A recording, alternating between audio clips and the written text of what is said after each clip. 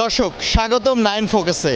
আজ আমরা এসেছি সাউথ ইস্ট ইউনিভার্সিটির জব ফেয়ারে, যেখানে সাউথ ইস্ট ইউনিভার্সিটি কর্তৃপক্ষ আয়োজন করেছে শিক্ষার্থীদের জন্য এমন একটি জব ফেয়ার, যেখানে আসলে দেশের নামকরা কোম্পানিগুলো তাদের প্রতিনিধিদের দিয়ে এই ইউনিভার্সিটির শিক্ষার্থীদের সিভি সংগ্রহ করবেন এবং তারপরে আসলে শিক্ষার্থীদের পরবর্তী যে পদক্ষেপ, তাদের কর্মজীবনে ফেরার যাওয়ার যে প্রথম ধাপ, সেটি শুরু হচ্ছে এর মাধ্যমে। থাকুন আমাদের সাথে, আমরা পুরোটা ঘুরে দেখ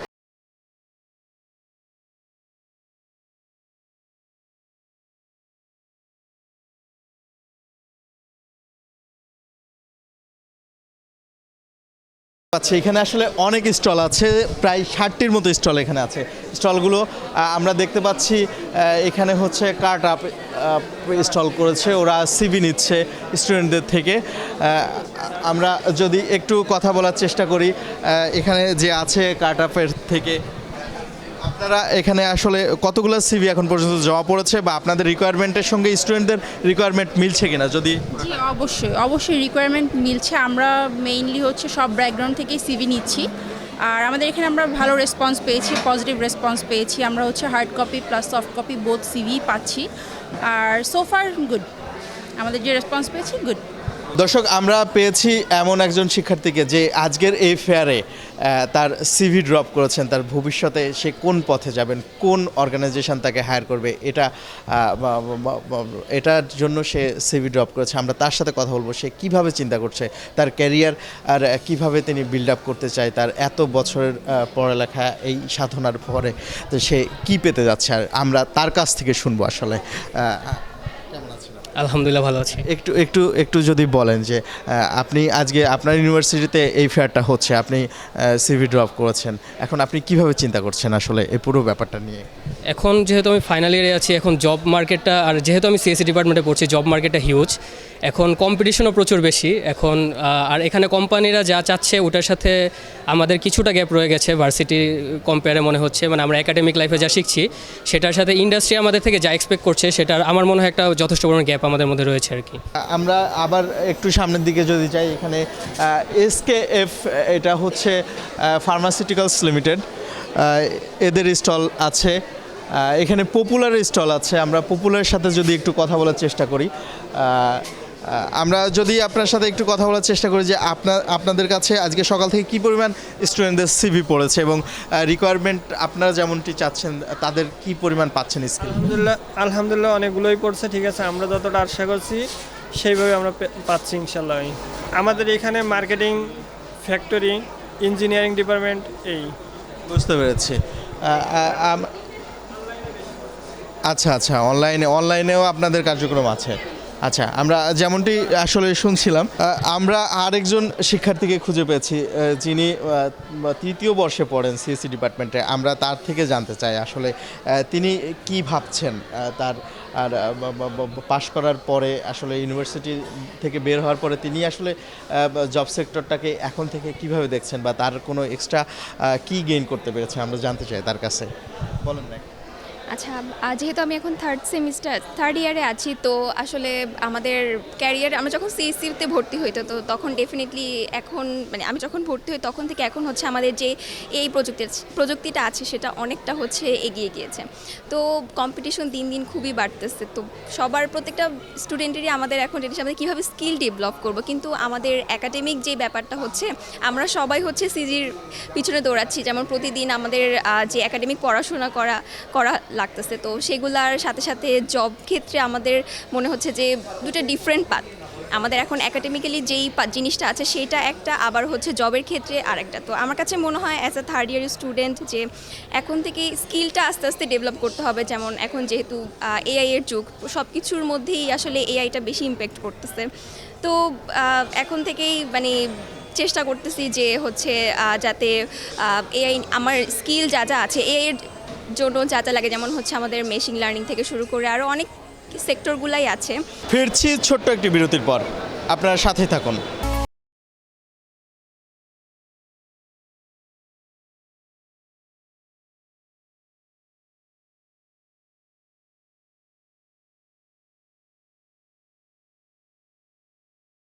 আমরা আজ পেয়েছি সাউথ ইস্ট ইউনিভার্সিটির ভিসি। আমরা তার থেকে জানতে চাই আসলে এই ধরনের জব ফেয়ার আসলে শিক্ষার্থীদের জন্য কোন ধরনের সুযোগ সৃষ্টি করবে। আমরা তার থেকে এই ব্যাপারগুলো সম্পর্কে একটু জানতে চাই। থ্যাংক ইউ, আসসালামু আলাইকুম।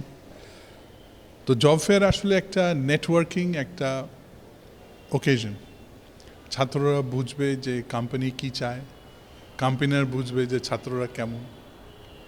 কিন্তু আলটিমেটলি কোম্পানি তো চায় যে ছাত্র কিছু পারে, প্র্যাকটিক্যালি কিছু পারে, কারণ অনেক তো থিওরি লেখাপড়া হচ্ছে। তো ছাত্ররা চাচ্ছে যে তারা মানে ছাত্র থেকে জানতে চাচ্ছে যে সে কিছু পারে কি না। তো আমার উপদেশ হচ্ছে যে আমাদের তো টিচাররা থিওরি পড়ায় সব, তো ছাত্ররা যদি ছোট ছোট প্রবলেম নিয়ে আসে ইন্ডাস্ট্রি থেকে যে আমি এই প্রবলেমটা সলভ করতে চাই, এটাই যদি প্রজেক্ট বানায়, তো এটাই একটা প্র্যাকটিক্যাল হতে পারে। তো আশা করি ছাত্ররা শিখবে যে ইন্ডাস্ট্রি চায় যে একটা কিছু পারে, নিজের হাত দিয়ে কিছু পারে, শুধু সিজিপিএ না, কিছু করতে পারে। এইটা করতে পারলে কোম্পানি তাদেরকে গুরুত্ব দেবে এবং নিতে পারে। আমরা যেমনটি জানছিলাম, আমরা স্যারের সঙ্গে কথা বলছিলাম। স্যার আমাদেরকে বললেন যে ছাত্ররা যদি আরও বেশি ফ্যাক্টরি থেকে কমপ্লেন নিয়ে আসে এবং সেটা টিচাররা সলভ করে দেয়, এইভাবেই আসলে একটা ব্রিজ তৈরি হতে পারে। আমরা কথা বলবো, জানবো, দেখব আরও এই ফেয়ারের আরও অনেক কিছু।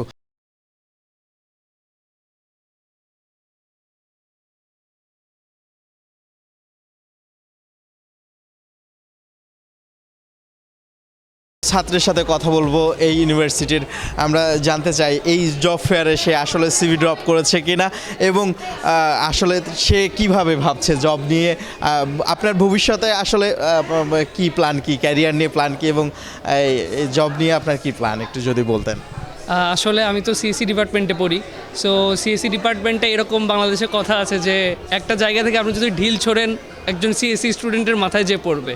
সো সেক্ষেত্রে আমাদের কম্পিটিশন কিন্তু অনেক বেশি। আমি যেহেতু সেকেন্ড ইয়ারে পড়ি, সেক্ষেত্রে স্টলগুলোতে যাওয়ার চেষ্টা করেছি। এই জব ফেয়ার যখন ভার্সিটি অ্যারেঞ্জ করেছে, আমার ভার্সিটি লাইফে এটাই প্রথম জব ফেয়ারে আসা, এবং যেহেতু আমাদের সামনে আরও 2 বছর সময় আছে, আমরা স্টলগুলো থেকে জানার চেষ্টা করেছি যে হচ্ছে আসলে আমার কি রিকোয়ারমেন্ট এবং কি ক্রাইটেরিয়া ফিল করা উচিত।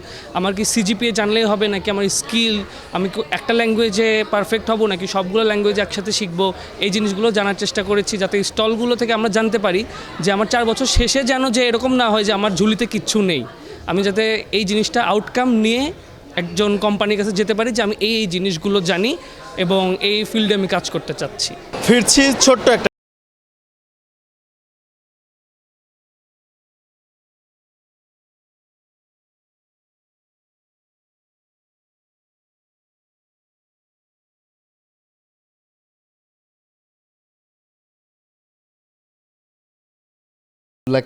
আমরা তার থেকে জানতে চাই আসলে ভবিষ্যৎ তরুণদের বাংলাদেশে কি পরিমাণ কর্মসংস্থান বা এই কর্মসংস্থানের ভবিষ্যৎ কি আমরা জানতে চাই তার কাছে।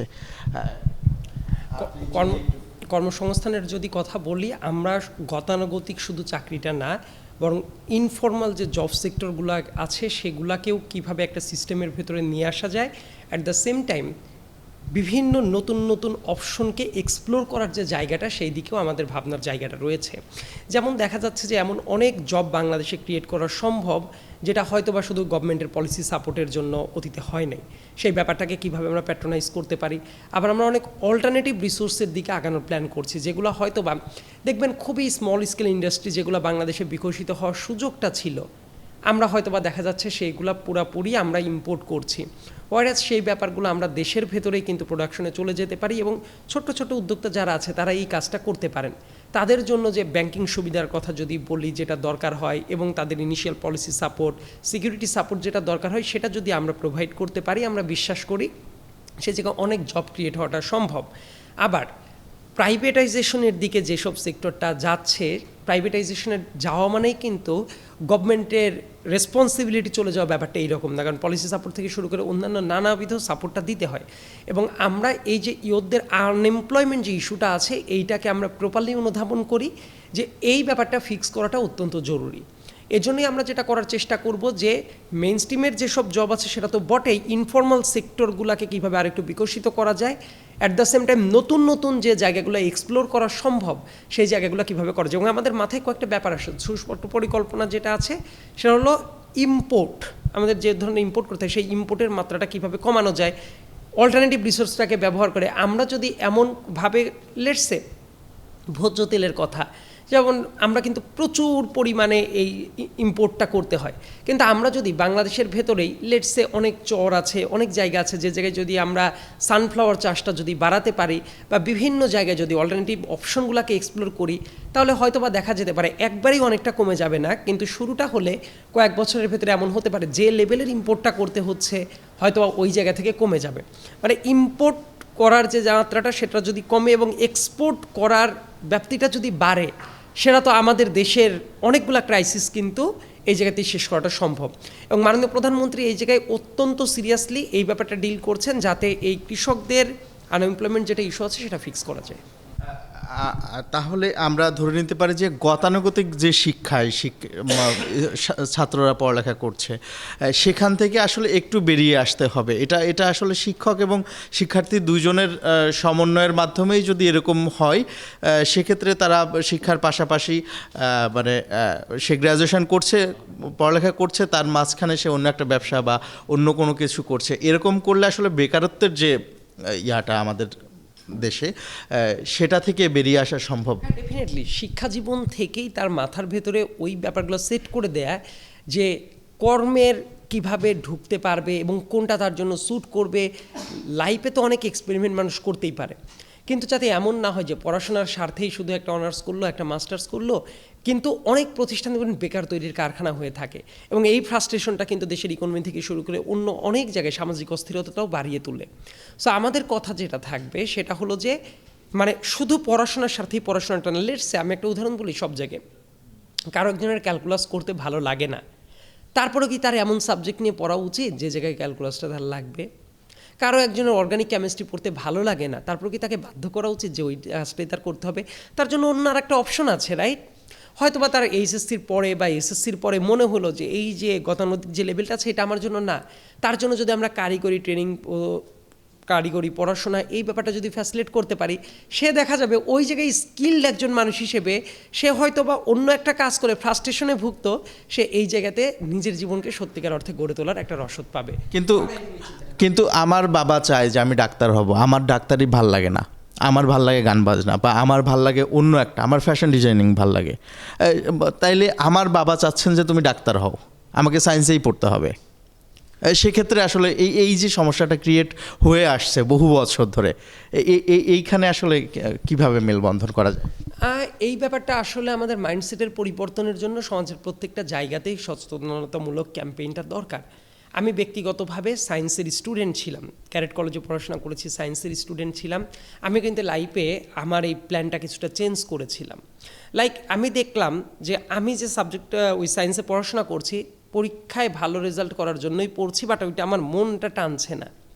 আমি বিশ্ববিদ্যালয়ে আসার টাইমে আমি কিন্তু আমার ডিসিপ্লিনটা চেঞ্জ করেছি, অর্থাৎ সায়েন্স ব্যাকগ্রাউন্ডের দিকে না গিয়ে আমি কিন্তু ওই যে আমাদের ঢাকা বিশ্ববিদ্যালয়ের বিভাগ পরিবর্তনের অপশন ছিল, আমি কিন্তু ওইটা দিয়ে আমি কিন্তু সুইচ করে লর দিকে চলে এসেছি, তখন ঘ ইউনিট ছিল এইটা।